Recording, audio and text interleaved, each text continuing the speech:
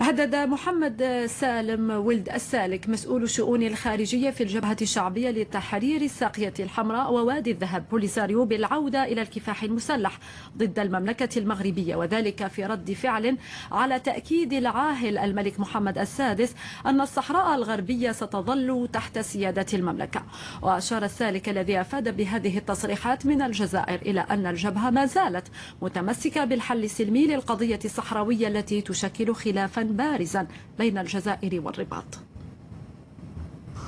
لم تتأخر ردة فعل الجبهة الشعبية لتحرير الساقية الحمراء ووادي الذهب البوليزاريو على تأكيد العاهل المغربي الملك محمد السادس أن الصحراء الغربية ستظل تحت سيادة المغرب. الجبهة هددت بالعودة إلى الكفاح المسلح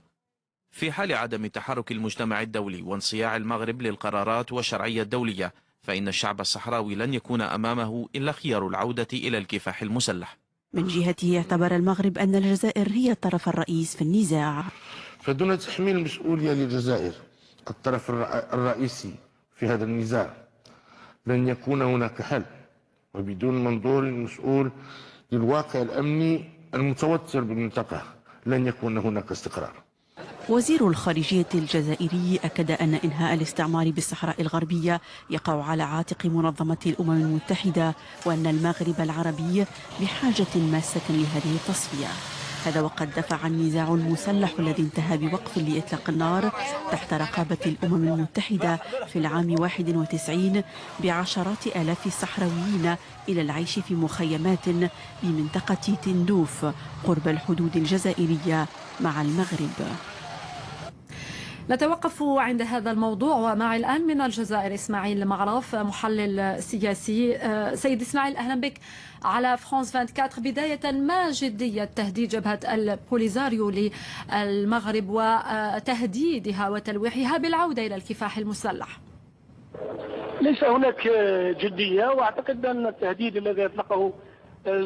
عضو اللجنة السياسية لجبهة البوليزاريو لا يخرج عن نطاق الشو الإعلامي، وايضا استعراض للعضلات، وايضا اقناع للراي العام داخل الشعب الصحراوي اتباع الجبهه البوليزاريو بان الجبهه ما زالت قويه ومتماسكه، وهو يعكس صوره غير حقيقيه، لان الجبهه تعاني منذ مده، وان الوضع في نهايه الثمانينات والتسعينات عندما كانت الجبهه قادره على انها تحرك القضيه عسكريا كانت قادره، ولكن الان الظروف تغيرت. اعتقد بان المسألة بالنسبة لجبهة البوليزاريو يحاول فقط أن ترد الفعل عن ما قاله العاهل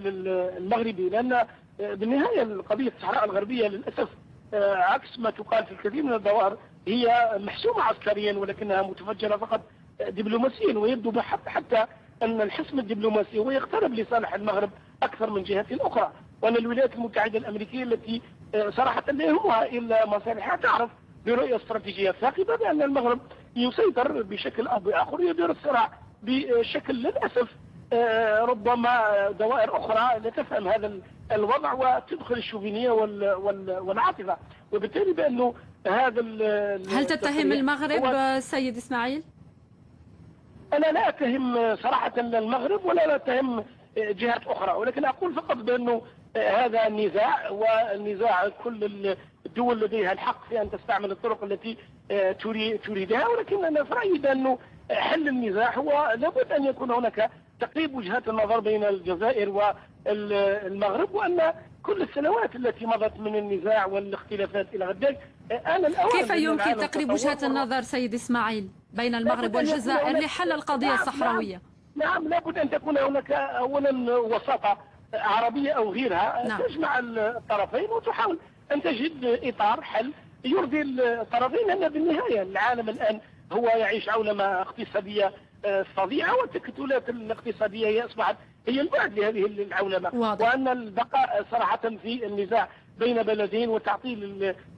صراحة ضغوط شعبين كبيرين في منطقة المغرب العربي هو خسارة ليس فقط إلى المنطقة، ولكن خسارة أيضا حتى إلى الجهد العربي والإنساني بشكل عام الذي يريد أن يعمر هذه المجموعة البشرية.